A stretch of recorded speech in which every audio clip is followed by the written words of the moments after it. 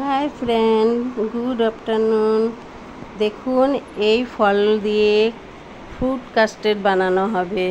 এবার এর মধ্যে আনার রয়েছে, আপেল রয়েছে আর বাবু গোসা রয়েছে। ঠিক আছে, তো এটা দিয়ে কাস্টার্ড বানানো হবে। আপনারা দেখতে থাকুন, সঙ্গে থাকুন। 2 গ্লাস দুধের মধ্যে আর এই কাস্টার্ড পাউডারটা আছে, এই পাউডারটা 2 চামচ ঢালা হয়েছে। আর এই যে দুধটাকে ভালো করে 2 গ্লাস দুধ, তার মধ্যে 2 চামচ কাস্টার্ড পাউডার ঢেলে ভালো করে একে মিশ্রণ করা হচ্ছে। এখনো হয়নি, হচ্ছে। ঠিক আছে, ফল কেটে রেখেছি। তারপরে এই দুধটা ঠান্ডা করে আবার ফ্রিজে রেখে দেওয়া হবে।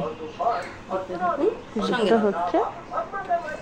আচ্ছা ফ্রেন্ড, যে ফ্রুট কাস্টার্ড বানাচ্ছিলাম এই পাতিলার মধ্যে, আপনারা দেখেছেন ওর মধ্যে কিন্তু চিনিও দিয়েছিলাম। দুধটা বের করে ওর মধ্যে এই ফলগুলো মেলানো, ফলগুলো আলাদা প্লেটে ছিল, ওর মধ্যে কলাও মিলিয়ে নিয়েছি। আর এই যে এবার সব সার্ভ করছি। ঠিক আছে, তো কেমন লাগলো দেখে, আপনাদের ভালো লাগলো কিনা আপনারা কিন্তু জরুর কমেন্ট করে জানাবেন। তাহলে আপনারা কে কে খাবেন অবশ্যই চলে আসবেন আমার বাড়িতে। ঠিক আছে, রাখছি তাহলে। টাটা। লাইক কমেন্ট শেয়ার করবেন ভুলবেন না।